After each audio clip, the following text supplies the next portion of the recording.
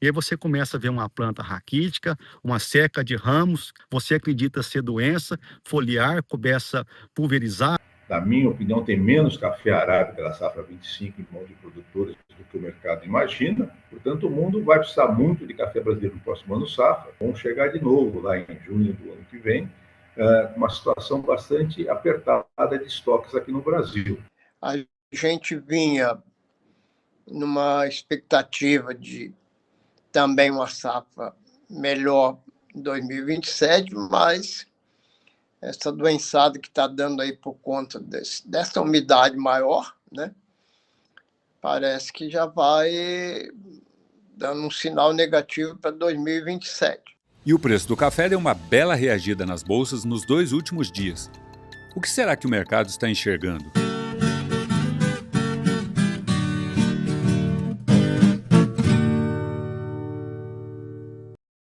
Oferecimento Offers Coffee. Receba rendimentos para guardar seu café com segurança. Cafeicultor, a gente abre o vídeo de hoje com essa matéria bem importante sobre nematóides, com o nosso querido Léo do Café Além da Xícara. E já fica aqui o pedido para você deixar o like, comentar e considerar se tornar um membro apoiador do canal. Tudo bem, cafeicultor? Nematóide, um verme minúsculo que tem preocupado cada vez mais nós da cafeicultura. E esse é o nosso assunto do No Pé do Café de hoje. Bom, pessoal, eu não sou o Sebastião Binatti, eu sou o Léo Carvalho do Café Além da Xícara e estou passando aqui para parabenizar o No Pé do Café pelos seus 6 anos de existência. Obrigado por tudo que vocês fizeram, fazem e irão fazer por essa cultura que nós somos apaixonados. E o meu vídeo de hoje é para falar sobre os nematóides, um verminho minúsculo que tem cada vez mais se disseminado por toda a cafeicultura nas nossas regiões do Brasil. Esses vermes estão presentes nos nossos solos e habitam principalmente as raízes dos nossos cafeeiros. Eles começam a predar a nossa raiz e impossibilitam a planta de café de absorver tanto água quanto nutrientes. E é por isso, aliás, um dos fatores que você aduba bastante, irriga bastante e essa planta não responde, em função dessa predação do sistema radicular. E aí você começa a ver uma planta raquítica, uma seca de ramos, que é bem característico da presença de nematóide. Você acredita ser doença, foliar, começa a pulverizar, adubar mais, irrigar mais e essa planta não vai responder em função dessa predação do sistema radicular. Quais são os nematóides que a gente se faz presente no nosso cafeeiro? Meloidose exígua, que está presente em mais de 90% dos nossos solos, com certeza, quase todas as lavouras têm, e aí só não tem naquele produtor que não quer reconhecer ou não faz a análise bem feita para identificar esse problema. Isso foi uma coisa bastante importante, porque num passado não tão distante, o produtor acreditava que se falasse que tinha nematóide na sua terra, isso desvalorizava a sua propriedade. E foi isso também que, infelizmente, limitou o desenvolvimento do controle para essa praga. Quando a gente não assume o que tem, dificilmente você vai arrumar a solução para o problema. O Meloidose paranaense e o Meloidose hipócrita são as espécies mais prejudiciais, porque além de predar as radicelas, elas predam também as raízes grossas do nosso cafeeiro. Então a planta debilita muito, essa planta começa a morrer, a gente abaixa drasticamente o nosso estande de plantas e aí vai impactar diretamente na sua produtividade e na sua rentabilidade. Como é que é feita a disseminação desses nematóides nos nossos solos? Principalmente pelo tráfego de dos nossos maquinários. Isso desde quando a gente planta a nossa lavoura sem abaixar a população. A gente trafega com adubadeira, colhedeira, com os nossos passadores de herbicida, normalmente nas épocas chuvosas. Então a gente pega de um lugar, de um talhão, e leva esse nematóide para outro. O nematóide também é disseminado através das águas de irrigação. Aqui para nós, por exemplo, quando veio o advento da irrigação, o pessoal não tinha tanto conhecimento, não tinha a presença de bolsões de decantação, então o pessoal captava a água direto do rio. O que acontecia? Tinha uma área contaminada com nematóide, um enxurro lavava ela para o rio, o pessoal captava essa água sem decantação e disseminava por toda a lavoura. Isso aconteceu bastante. Essas são as formas de disseminação do nosso nematóide.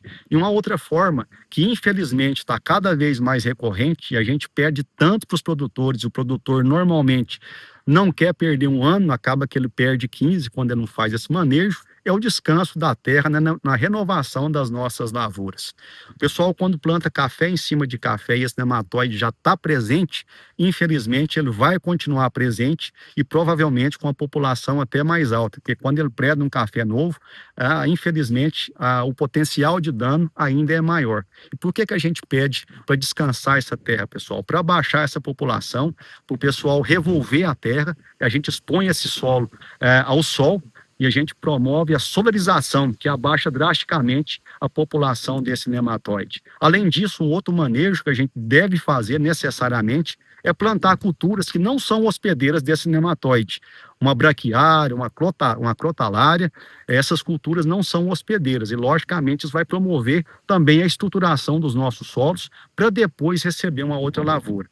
Com certeza, esse é o principal problema que a gente encontra hoje, principalmente com o produtor que não quer descansar essa terra. Isso é muito crítico. Uma outra forma de controle que nós temos também é a aplicação de nematicidas, tanto químicos quanto biológicos, no prazo, na vida útil do nosso cafeeiro.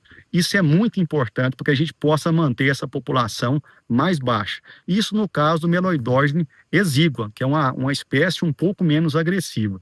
No caso do Meloidógene paranaense, Meloidógene nicota, nós temos a variedade IPR100, que é uma variedade tolerante, não é uma variedade resistente. Então, mesmo você implantando essa variedade na sua lavoura, nós temos que entrar com tratamento tanto químico quanto biológico para manter essa população baixa, tendo em vista que essa variedade é apenas resistente.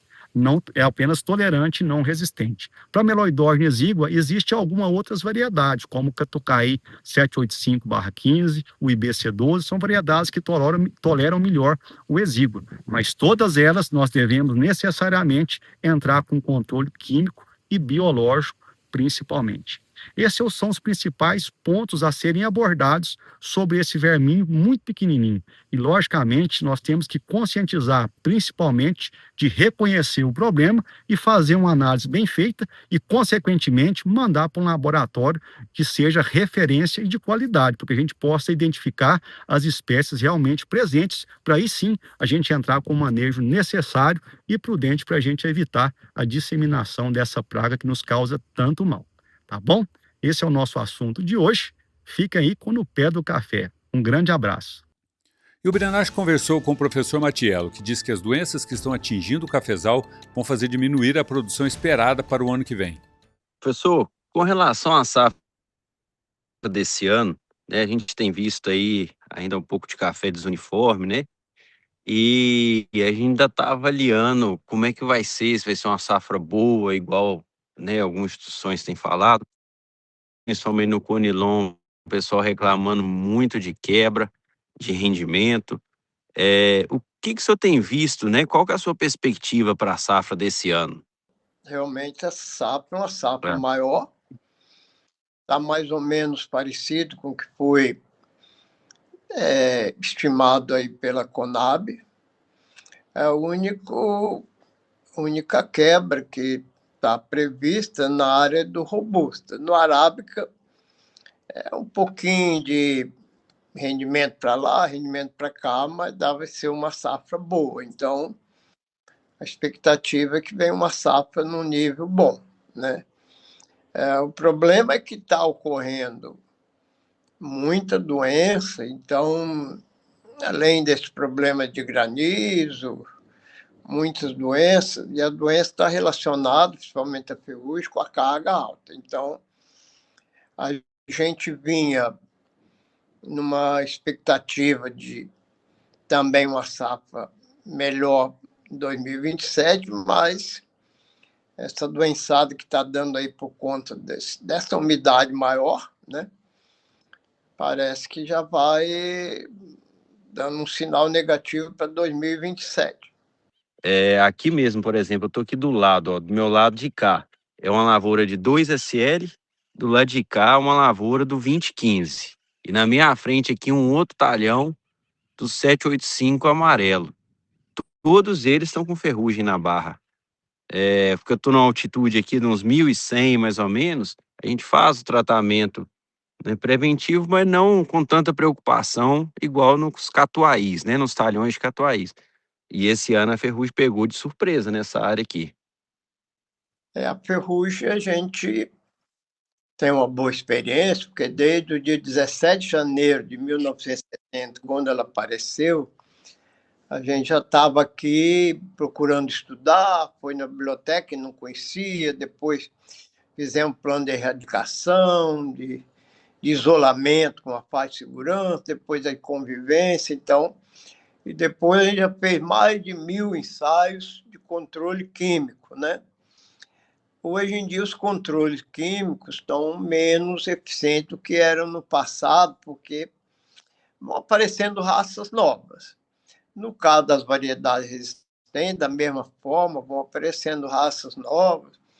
Os catucaís, que eram bem resistentes, hoje estão apenas tolerantes. Eles exigem menos pulverização. Porque as raças que pegam o catucaí são raças assim, menos virulentas. Agora, esse ano foi excepcional, porque a florada veio mais cedo, a granação e a maturação foi mais cedo, e essa questão de transferência de substâncias para os frutos, quer dizer, a folha fica mais suscetível. Então, o principal fator para a evolução da ferrugem é a carga pendente, ou seja, como que a planta está sendo esgotada, qual o estresse que está sofrendo a folhagem pela carga. Como essa granação e essa maturação veio mais cedo, então a desfolha pela ferrugem, os altos índices que dava em julho, agosto, e desfolha agosto, setembro, outubro, esse ano está dando desfolha em maio para junho. A gente fez até uma nota técnica sobre isso, que está prejudicando até um pouco a granação, é uma coisa que não era esperada. A ferrugem tardia, ela dá, sim. Agora, era para ter índice aí de infecção aí na faixa de 20%, no máximo 30%, já tem lavoura com 100% de infecção. Então, ela antecipou a experiência. Um pé de café que tem metade do pé, tem uma cobertura, assim, fica debaixo de um coberto, e metade não, só tem na ferrugem nessa área que pega a chuva, porque para o esporo ou a semente do fungo germinar, ela precisa de umidade na folha. E esse ano a gente está sendo pego de surpresa com muitas chuvas, né? De fato, o clima está mais chuvoso esse ano, desde novembro, dezembro para cá, vem chovendo continuado. Foi um fator que reduziu o ataque de broca, aumentou a ferrugem, porque nesse trânsito da broca, a chuva atrapalha, derruba o inseto, aparecem alguns fungos que atacam a broca. Então, assim, se por um lado dificultou para a ferrugem, mas facilitou para o controle da broca. Com essas chuvinhas tem muita lavoura já adiantando, né? Espinhando, tem lugar já abrindo flor, né? E aí o cafeicultor fica maluco, né? Porque tem café no pé para colher, tem planta abrindo flor, né? É um processo natural, porque como está ainda meio quente, ainda não esfriou muito, e dá um pequeno estresse de alguns dias, aí vem a chuva, induz a floração. É um processo que ocorre normalmente a partir de agosto, setembro, e está ocorrendo ainda em pequena escala. Principalmente ponteiro das plantas, que pega mais insolação, as plantas mais novas. Sim. O próprio conilon, que já está numa região quente, ele tende a florescer mais cedo.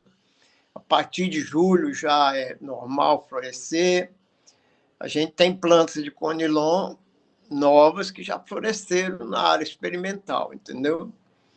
Mas, assim, ainda é uma coisa pequena.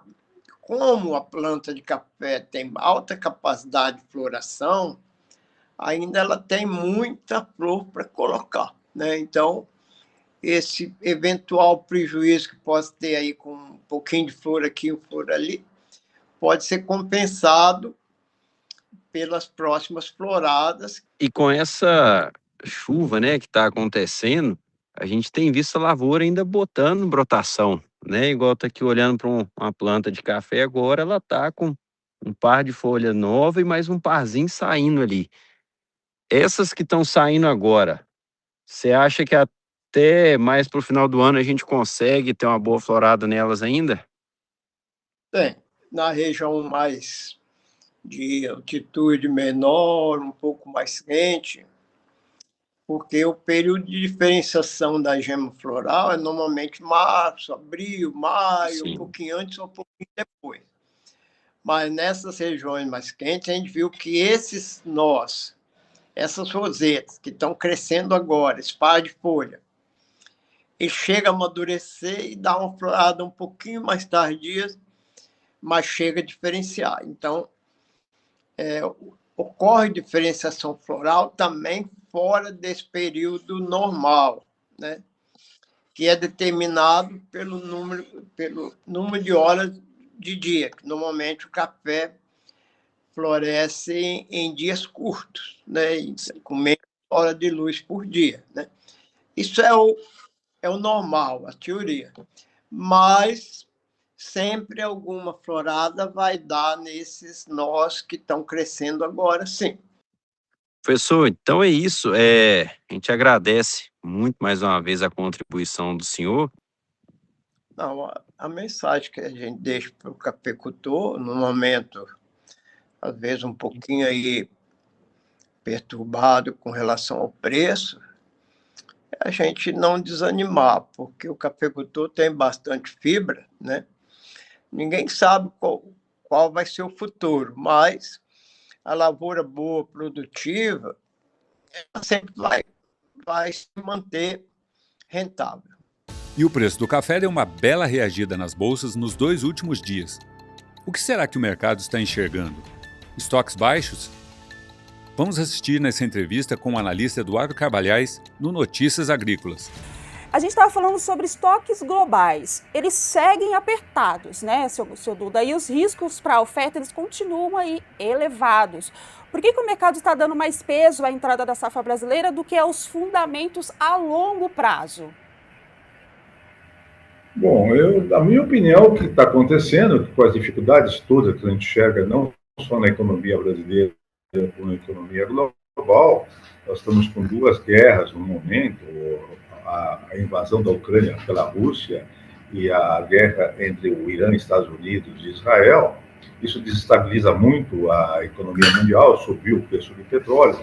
E o que a gente percebe é que os compradores estão só olhando o curto prazo. Eles olham que vai entrar a nova safra brasileira, o maior produtor de café do mundo, que é uma safra boa, não se discute esse tamanho, se vai ser 68, 70, tem gente falando até em 77, o que eu não acredito nem um pouco que vai acontecer, né? Mas eles acreditam que entrando numa safra boa, que eles vão conseguir comprar mais barato. Então, quem pode adia novas compras, os nossos exportadores estão embarcando os cafés que já foram contratados, na próxima quinta-feira deve sair os números dos embarques de maio, né?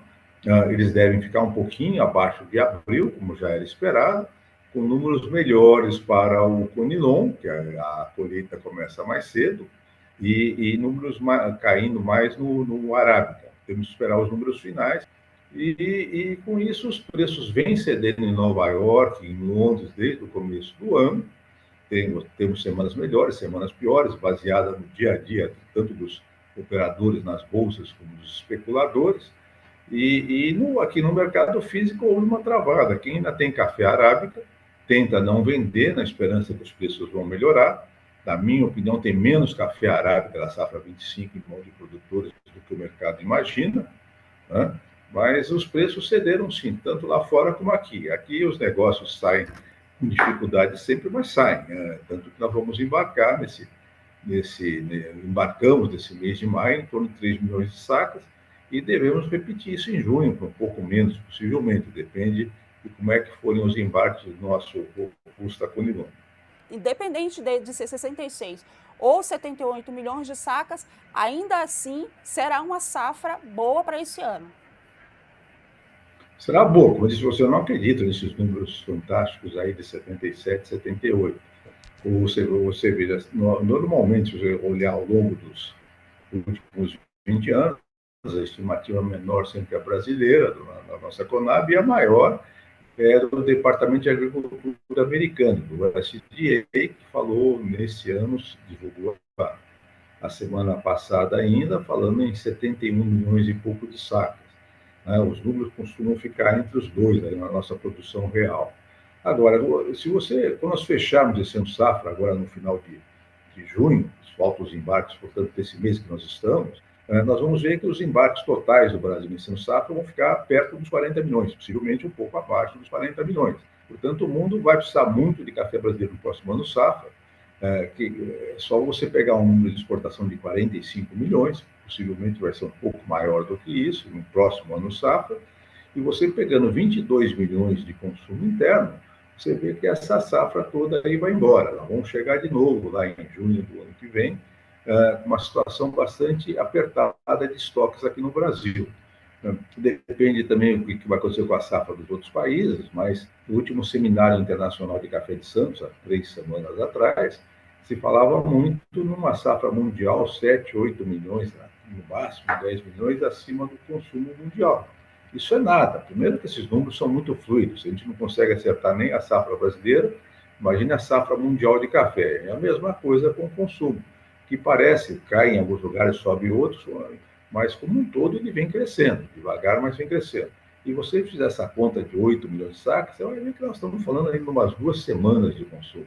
É nada em cima de números que são bastante frágeis, né? Não temos certeza desse número. Portanto, a situação entre oferta, entre produção e consumo de café no mundo vai continuar apertada. Não vai se conseguir novamente fazer um estoque confortável no mundo. Mas existem muitas variáveis ao redor do café. São climas, geopolítica. O clima, principalmente, é uma coisa que remete uma atenção, precisa de uma atenção muito grande. O mercado, ele está olhando para essas variáveis para precificar? Eu acho que não. A minha opinião é que eles olham muito, eles estão precisando de café, ficam com a esperança de que vão comprar melhor pela entrada da safra brasileira no mercado, mas esse fato do El Niño, por exemplo, é uma coisa que preocupa, mas que, por enquanto, eles estão aguardando para ver o que vai acontecer. As informações são contraditórias, apesar que cresce dia a dia o número de meteorologistas que fala que vai ser um El Niño forte. Não se sabe exatamente onde vai pegar, mas ele vai mexer com a produção mundial, se for forte, como eu estou dizendo, um dos mais fortes dos últimos tempos. Aqui no Brasil significa um clima bastante diferente no sul do Brasil e no norte do Brasil, e aqui no Sudeste, onde está a principal produção de café do Brasil, tende a atrasar o ritmo de chuvas e um verão mais quente. Tudo isso pode mexer com a safra brasileira 2027. Tudo que o mundo não precisa no momento é que haja uma quebra na safra brasileira de 2027, que já vai ter uma quebra natural, porque como a safra de arábica desse ano é boa, há um desgaste nas árvores e tende a diminuir um pouco a safra do ano que vem. Então, temos que acompanhar esse clima com bastante atenção. Como também o consumo asiático vem crescendo, o consumo na China vem crescendo nos últimos anos. A grande esperança do mundo é que esse consumo continue na China e parece que vai continuar. Agora temos redes de cafeterias também chinesas, antes era só Starbucks que tinha força lá. Uma dessas redes de cafeterias já abriu lojas cafeterias, inclusive na Califórnia, nos Estados Unidos, mostrando que o caminho para eles parece que de crescer no consumo, no interesse pelo café, deve continuar. Isso é muito bom para a produção mundial de café. E no mercado físico o preço também fechou em alta, a maioria acima dos R$ 1.500. A maior cotação foi em Campos Gerais, pagando R$ 1.569, e a menor no oeste da Bahia, pagando R$ 1.400. O Conilon fechou nos R$ 900 a saca. E o nosso vídeo da semana aqui no Pé do Café está se encerrando. A gente espera que vocês tenham gostado. Deixe seu like e também um comentário sobre o que está achando do novo formato do No Pé do Café. Se quiser apoiar o canal, clique em membros aqui embaixo e torne-se um apoiador desse canal que é feito para você, cafeicultor. Um forte abraço e até o próximo No Pé do Café, o canal de quem ama café.